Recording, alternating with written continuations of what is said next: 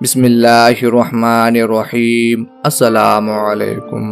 نبی کریم صلی اللہ علیہ وآلہ وسلم کی خدمت میں قیس بن خرشہ ایلچی بن کر حاضر ہوا اور عرض کیا، یا رسول اللہ صلی اللہ علیہ وآلہ وسلم، میں آپ سے اس پر بیعت کروں گا جو آپ اللہ تعالیٰ کی طرف سے لائے ہیں، اور نیز اس پر کہ میں حق بات ہی کہوں گا۔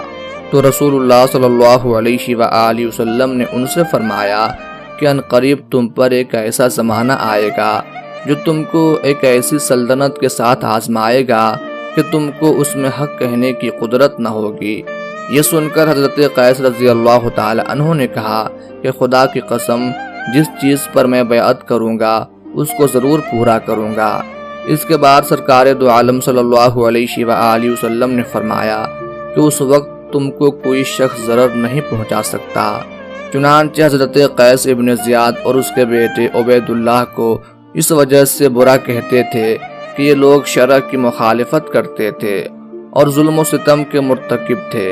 عبید اللہ ابن زیاد کو بھی یہ خبر پہنچی، چنانچہ اس نے حضرت قیس رضی اللہ تعالی عنہ کے پیچھے آدمی بھیجا اور اس نے ان کو ابن زیاد کے سامنے حاضر کیا، اور اس نے حضرت قیس رضی اللہ تعالی عنہ سے کہا کہ تم ہی وہ شخص ہو کہ اللہ اور اس کے رسول پر بہتان لگاتے ہو۔ حضرت قیس رضی اللہ تعالی عنہ نے کہا کہ نہیں، لیکن اگر تو چاہے تو میں تجھے بتاؤں جو اللہ اور اس کے رسول صلی اللہ علیہ وآلہ وسلم پر بہتان لگاتا ہے۔ ابن زیاد نے کہا کہ مجھے بتا وہ کون ہے؟ تو حضرت قیس رضی اللہ تعالی عنہ نے کہا کہ یہ وہ شخص ہے جس نے کتاب اللہ اور سنت رسول اللہ صلی اللہ علیہ وآلہ وسلم پر عمل کو ترک کیا۔ ابن زیاد نے کہا کہ وہ کون ہے؟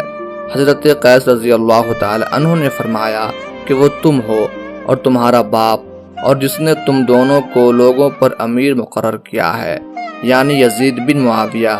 اس کے بعد ابن زیاد نے کہا کہ تم ہی یہ گمان کرتے ہو کہ تم کو کوئی شخص ضرر نہیں پہنچا سکتا۔ حضرت قیس رضی اللہ تعالی عنہ نے کہا ہاں۔ ابن زیاد نے کہا کہ آج تم کو معلوم ہو جائے گا کہ بے شک تم جھوٹے ہو۔ اس کے بعد اس نے حکم دیا کہ جلاد کو لاؤ، چنانچہ لوگ گئے تاکہ جلاد کو لائیں۔ حضرت قیس رضی اللہ تعالی عنہ نے فرمایا کہ بخدا تم مجھ کو کسی طرح تکلیف نہیں پہنچا سکتا ہے۔ یہ کہہ کر اس کے سامنے حضرت قیس رضی اللہ تعالی عنہ زمین کی طرف جھکے۔ لوگوں نے ان کو بلایا تو دیکھا کہ وہ فوت ہو چکے ہیں، اور رسول اللہ صلی اللہ علیہ وآلہ وسلم کا فرمان سچ ثابت ہوا۔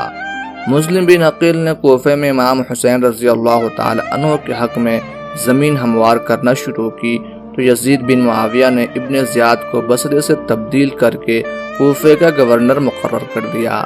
اس نے پہلے مسلم بن عقیل اور ان کے 2 کم سن فرزندوں کو شہید کرا دیا، پھر حر کو 1000 سوار دے کر حضرت امام حسین رضی اللہ تعالی عنہ کا راستہ روکنے کے لیے بھیجا۔